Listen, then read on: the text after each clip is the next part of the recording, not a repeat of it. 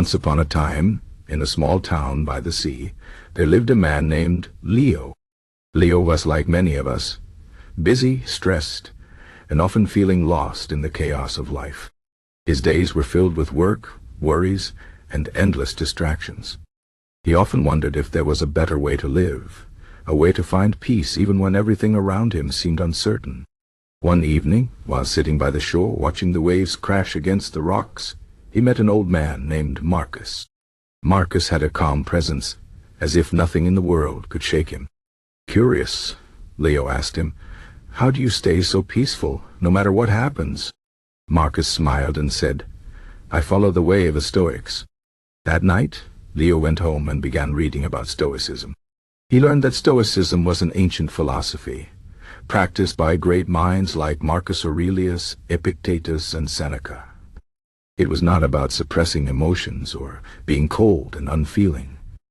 Instead, it was about understanding what we can control and what we cannot, about finding strength in adversity, and about living with wisdom and virtue. Leo realized that this was exactly what he needed, a way to build inner strength and face life's challenges with clarity. But where should he begin? The teachings of Stoicism were vast, and he didn't know how to start his journey. So he decided to take it step by step. The first thing he learned was the most important principle of Stoicism, the dichotomy of control. This idea, taught by Epictetus, says that some things are within our power and some are not. Our thoughts, actions, and choices belong to us, but external events, like the weather, other people's opinions, or unexpected problems, do not. Leo realized how much time he had wasted worrying about things he couldn't change. From that day on, he made a habit of asking himself, "Is this within my control?" If the answer was no, he practiced letting it go. The next step in Leo's journey was learning to accept discomfort. The Stoics believed that hardship was not something to fear, but a chance to grow stronger.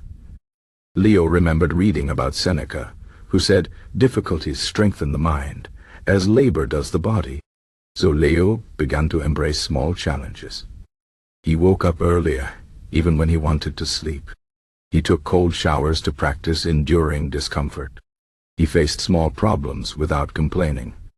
At first it was hard, but over time he noticed that his mind became more resilient.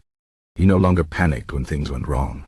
Instead, he saw obstacles as opportunities to practice patience and courage. Another powerful tool Leo discovered was journaling.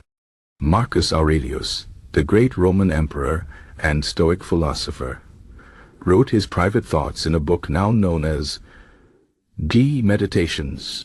He reflected on his actions, his mistakes, and his progress. Inspired by this, Leo began writing every night.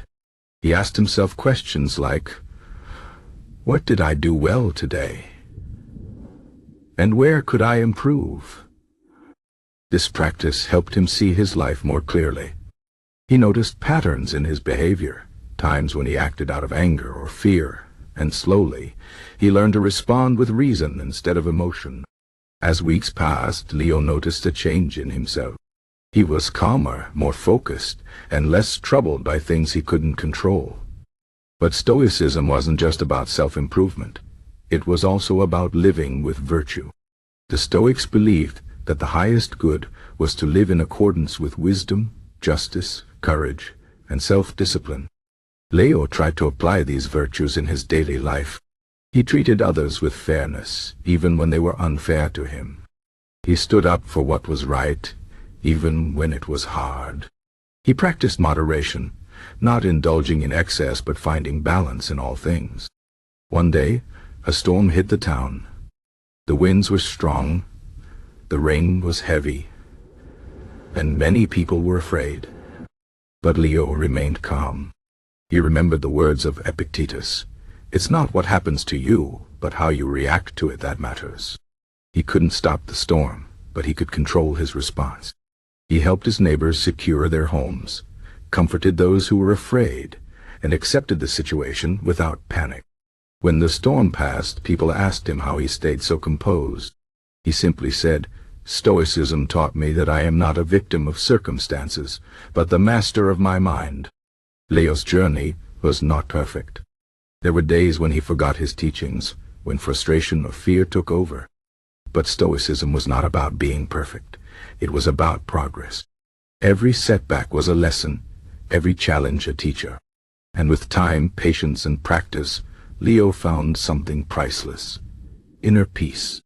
If you, like Leo, want to start your own Stoic journey, remember these steps. First, understand what you can and cannot control. Focus your energy only on what you can change. Second, embrace discomfort. Train your mind to face hardships with courage. Third, reflect daily. Write down your thoughts, your struggles, and your growth. And finally, live with virtue. Let wisdom, justice, courage, and discipline guide your actions. The path of Stoicism is not easy, but it is worth it. It is a journey that transforms not just the way you think, but the way you live. And like Leo, you too can find strength in the storm, peace in the chaos, and wisdom in every step. The choice is yours. Will you begin the journey today?